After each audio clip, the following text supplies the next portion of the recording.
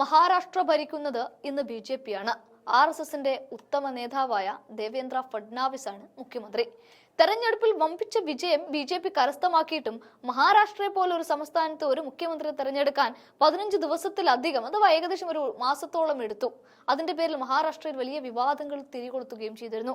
അതിന് പ്രധാന കാരണം ശിവസേന പുലർത്തി ബി.ജെ.പിക്ക് കൈകൊടുത്ത് എൻ.ഡി.എയുടെ ഭാഗമായ ഏകനാഥ് ഷിൻഡെ ആയിരുന്നു.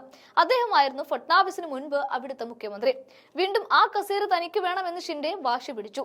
അവിടെ അജിത് പവാർ എൻ.സി.പി പുലർത്തി വന്ന വഴിക്ക് ഷിൻഡെക്ക് ചെക്ക് വെക്കുകയും ചെയ്തു. അങ്ങനെ വിജയത്തിന്റെ ആഹ്ലാദം പോലും ആസ്വദിക്കാൻ പറ്റാത്ത തരത്തിൽ ബി.ജെ.പി മഹാരാഷ്ട്രയിൽ മാറി. എന്നാൽ അവസാനം ആർ.എസ്.എസിന് വഴങ്ങിക്കൊണ്ട് ദേവേന്ദ്ര ഫഡ്നാവിസിനെ മുഖ്യമന്ത്രിയാക്കുകയാണ് ഉണ്ടായത്. അന്ന് തുടങ്ങി ബി.ജെ.പിയുടെ വലിയ വലിയ തലവേദനകൾ. അവിടേക്കാണ് അട്ടിമറി വിജയമാണ് ബി.ജെ.പി നേടിയതെന്ന വലിയ കണക്കുകൾ രാഹുൽ എന്ന പ്രതിപക്ഷ നേതാവ് നിരത്തിയത്.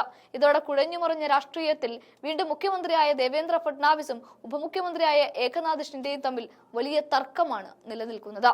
പറഞ്ഞു വരുന്നത്, മഹായുതിയിൽ മുഖ്യമന്ത്രി ദേവേന്ദ്ര ഫഡ്നാവിസും ഉപമുഖ്യമന്ത്രി ഏകനാഥ് ഷിൻഡെയും തമ്മിലുള്ള പോര് തുടർന്നുകൊണ്ടേയിരിക്കുകയാണ്. കഴിഞ്ഞ ദിവസം ചേർന്ന മന്ത്രിസഭാ യോഗത്തിൽ ഷിൻഡെ വിട്ടുനിന്നത് മുന്നണിയുടെ തലവേദന കൂട്ടിയിരിക്കുകയാണ്. പ്രതിപക്ഷ പാർട്ടികൾ വിഷയം വലിയ ചർച്ചയാക്കി മാറ്റുന്നുണ്ട്. മഹായുതി സർക്കാർ അധികാരത്തിൽ വന്ന ശേഷം ഷിൻഡെ മന്ത്രിസഭാ യോഗത്തിൽ നിന്ന് വിട്ടുനിൽക്കുന്നത് ഇതാദ്യമൊന്നുമല്ല. നഗരവികസന വകുപ്പുമായി ബന്ധപ്പെട്ട് മുഖ്യമന്ത്രി ദേവേന്ദ്ര ഫഡ്നാവിസിന്റെ അധ്യക്ഷതയിൽ ചേർന്ന യോഗത്തിൽ നിന്ന് അതേ വകുപ്പ് മന്ത്രി കൂടിയായ ഷിൻഡെ പുറത്തു നിൽക്കുകയാണ് ചെയ്യുന്നത്. ഷിൻഡെ വിഭാഗത്തിൽ നിന്നുള്ള മന്ത്രിമാരായ യോഗേഷ് കദം, സഞ്ജയ് ഷിർസാദ്, ഷിൻഡെയുടെ വിശ്വസ്തൻ ശംഭുരാജ് ദേശായി എന്നിവർക്കെതിരെ ഉയർന്ന ആരോപണങ്ങളിൽ ഫഡ്നാവിസ് അതൃപ്തി പ്രകടിപ്പിക്കുകയും ചെയ്യുന്നുണ്ട്. ഗാർഡിയൻ മന്ത്രിമാരെ നിശ്ചയിക്കുന്നതിലുള്ള തർക്കവും ഇനിയും പരിഹരിക്കാനായിട്ടില്ല. സ്വാതന്ത്ര്യ ദിനത്തിൽ റായ്ഗഡിൽ എൻ.സി.പി അജിത് വിഭാഗത്തിൽ നിന്നുള്ള അതിഥി തത്കരെയാണ് പതാക ഉയർത്തുന്നത്. ഇവിടെ തന്റെ വിഭാഗത്തിൽ നിന്നുള്ള ഭരത് ഗോഗാവ്ലയെ ഗാർഡിയൻ മന്ത്രിയാക്കണമെന്ന് ഷിൻഡെ സമ്മർദ്ദം ചെലുത്തുന്നതിനിടയിലാണിത്. ഗോഗ്വാലെ കഴിഞ്ഞ ദിവസം ചേർന്ന മന്ത്രിസഭാ യോഗത്തിൽ നിന്ന് വിട്ടുനിൽക്കുകയും ചെയ്യുന്നുണ്ട്.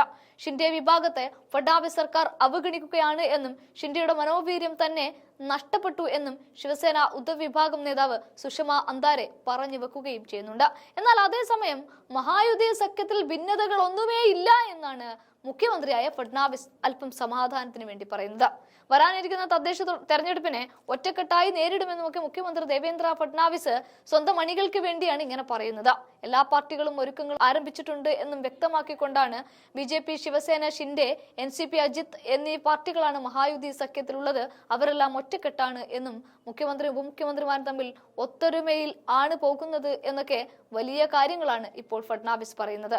എന്നാൽ അങ്ങനെയൊന്നുമില്ല എന്നുള്ളതാണ് ഓരോ ദിവസത്തെയും മഹാരാഷ്ട്രയിലെ കാര്യങ്ങൾ തെളിയിക്കുന്നത്. ഒക്ടോബറിനും ഡിസംബറിനും ഇടയിലാണ് തദ്ദേശ തെരഞ്ഞെടുപ്പ് നടക്കാൻ സാധ്യത എന്നും ഫഡ്നാവിസ് എന്ന മുഖ്യമന്ത്രി പറയുന്നുണ്ട്. അപ്പോഴും ഷിൻഡെ പുറത്താണ് എന്നോർക്കണം.